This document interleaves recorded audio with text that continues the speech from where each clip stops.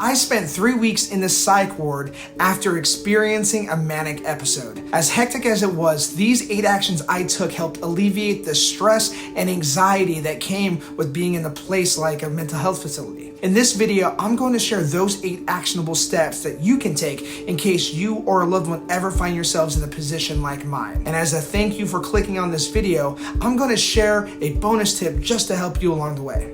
Let's begin. The first thing I did was take my medication because not taking them was the reason I ended up in the psych ward. I want to clarify that no one forced me to take my medication. I genuinely wanted to take them. Some people believe that medication takes away from their lives. However, for me, that's not the case. They help me remain stabilized, which in return allows me to live a much more fulfilling life. When you're in the psych ward, there are a lot of things outside of your control, but one of the things that you can control is taking your meds. Number 2. Radical acceptance. The second action I took was to utilize radical acceptance. Radical acceptance comes from DBT, in which you accept a difficult situation at hand to help regulate emotions, limit dysfunctional thinking, and improve motivation. The best part of radical acceptance is that you do not need to like the situation you're in. You just have to accept it. By doing so, you open yourself up to spend your remaining energy focused on healing instead of trying to change the circumstances. I believe that the faster I accepted my reality,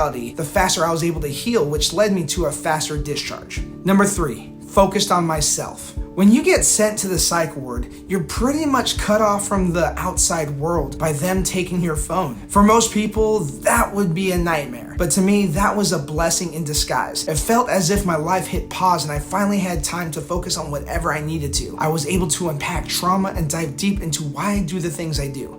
As much as I want to help the world, I had to remember that I needed to heal myself. And that's why they always say, put your own oxygen mask on first.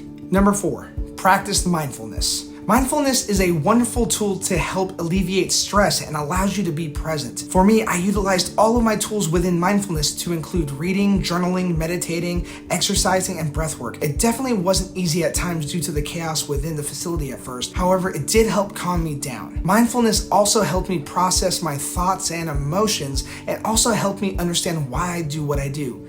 Side note, we're halfway there, so if this is helping, please like and subscribe. Number 5, I made my bed. This one is simple.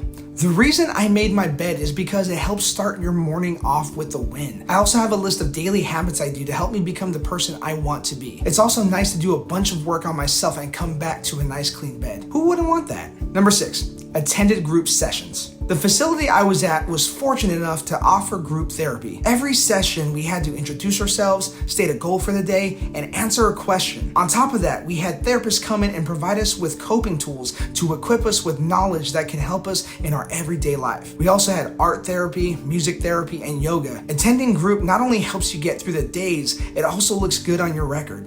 Number 7, I reached out to my support group. Even though I was cut off from the outside world, I was still able to make phone calls to my support group. Before they took my phone, I was allowed to pull numbers from it so that way I can stay in contact with my support group during my recovery. When I was ready to get discharged, my support group worked with my case manager to coordinate a safe plan for me to get released. This was critical because it allowed everyone to be on the same page to ensure a successful discharge. Before I give you action number 8, I want to ask for a favor. If anything I shared brings value or raises awareness of mental health in your life, please consider supporting me financially. The first way can be through donations. This method helps me directly and allows me to focus on my immediate needs as I rebuild my life. I accept PayPal, Venmo, Cashapp, and Zelle. Secondly, you can subscribe to my Patreon for as little as $2 a month. My goal for this channel is to focus on mental health and mindfulness as I work towards becoming a therapist. Links to everything will be listed in the description below. Now back to the video. Number 8, self advocacy. When you're in the psych ward, be sure to advocate for yourself. If you feel that your recovery is not working despite doing everything in your power to heal, speak up. When I was first sent in, I was placed in the most intense unit at the facility. I could not relax. People were always screaming, tensions were high, it felt as if violence was gonna pop off at any moment. After a week of asking to be moved, my request was finally approved. Once I was in the calm unit, I was able to heal.